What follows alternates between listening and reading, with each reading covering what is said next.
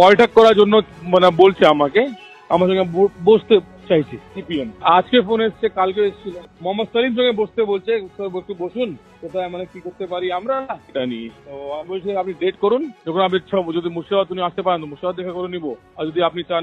নমস্কার বন্ধুরা, আশা করব সকলে ভালো আছেন। আপনারা দেখছেন আজকের রাজনীতি। অনুরোধ একটাই থাকবে, যারা প্রথমবার দেখছেন লাইক করবেন, সাবস্ক্রাইব করবেন, আমাদের পাশে থাকবেন।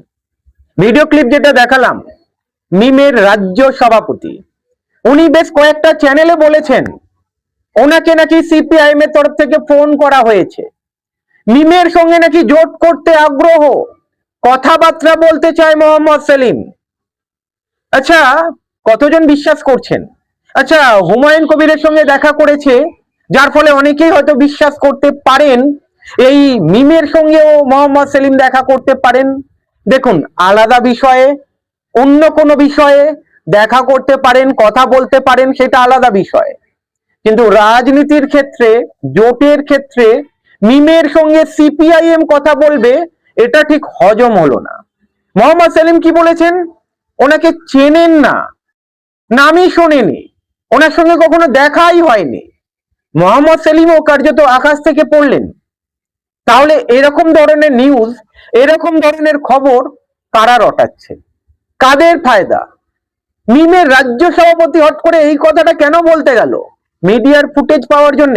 সামনে বিধানসভা, সিপিআইএম এর মতো একটা দল, কমিউনিস্ট পার্টিগুলো এই ধরনের দলের সঙ্গে জোট করবে বলে মনে হয়? হ্যাঁ, হুমায়ুন কবির করতে পারেন। হুমায়ুন কবিরের দল আলাদা মতাদর্শে চলেন, ওনারা বলতে পারেন ধর্মনিরপেক্ষ খাতায় কলমে দলটা যেহেতু যে ইউপি। যাই হোক, আবার একটা কথা বলি, যদি ভেবে থাকেন নওশাদ সিদ্দিকীর দল আইএসএফ মিমের সঙ্গে সমঝোতা করবে, তাহলে আপনারাও ভুল ভাববেন।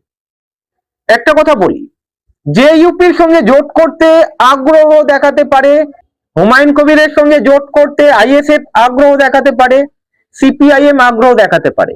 তার কারণ হুমায়ুন কবিরের দলের পেছনে ওই ধর্মনিরপেক্ষ ট্যাগটা রয়ে গেছে। কথা যাই বলুক না কেন, কেন খাতায় কলমে দলটা ধর্মনিরপেক্ষ এটাই দেখাচ্ছে। যাই হোক, মুসলিম সমাজের জন্যও কথা বলছে এই দলটা।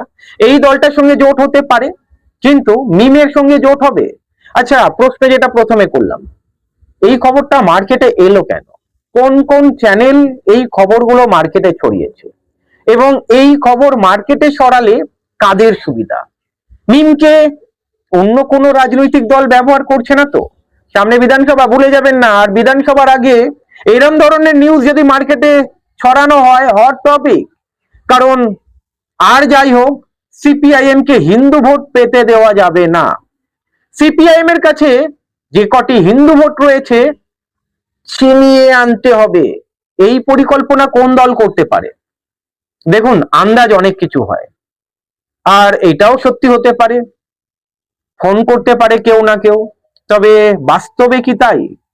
হ্যাঁ, অনেক জায়গায় সামাজিক মঞ্চে দেখা যেতে পারে, কিন্তু ভোটের সময় এই দলের সঙ্গে জোট করবে? আমরা এর আগেও দেখেছি অনেক মুসলিম সংগঠন, শুধু মুসলিম সংগঠন কেন, আদিবাসী সংগঠন, দলিত সংগঠন, যদি আপনারা দেখেন হিন্দু সংগঠন, সকল সংগঠনের সঙ্গে সিপিআইএম কথা বলতেই পারে, তাদের কথা শুনতেই পারে। তবে কোনো রাজনৈতিক দল, যে দলটা ভোটে লড়ে, কোনো একটা নির্দিষ্ট ধর্ম নিয়ে রাজনীতি করবে, সিপিআইএম বা বামেরা জোট করে নেবে? হ্যাঁ, বামেদের মধ্যে একটা সমস্যা চলছে, আইএসএফ কে বেশি এখন ছাড়া যাবে না। ফরওয়ার্ড ব্লক চাইছে না আইএসএফ এর সঙ্গে জোট হোক, সেটা আলাদা বিষয়। আসন সমঝোতা নিয়ে একটু সমস্যা রয়েছে, তাই বলে মিমের সঙ্গে এরকম ধরনের কিছু হবে বা জোটের কাছাকাছি হবে, কথাবার্তা চলবে, তেমন কিন্তু আভাস অন্তত বামফ্রন্টের তরফ থেকে পাওয়া যায়নি, এবং নওশাদ সিদ্দিকীর গলা থেকেও পাওয়া যায়নি। নওশাদ সিদ্দিকী এবং বামেরা, প্রতি কটা দল, সিপিআইএম থেকে শুরু করে সকলেই ধর্ম নিরপেক্ষ শব্দটা বারবার ব্যবহার করেছে। গণতন্ত্র বাঁচানোর জন্য ধর্ম নিরপেক্ষ দলগুলোকে এক জায়গায় আসতে হবে, বিজেপি তৃণমূলকে হারানোর জন্য। এই কথার মধ্যে মিমকে খুঁজে পাচ্ছেন?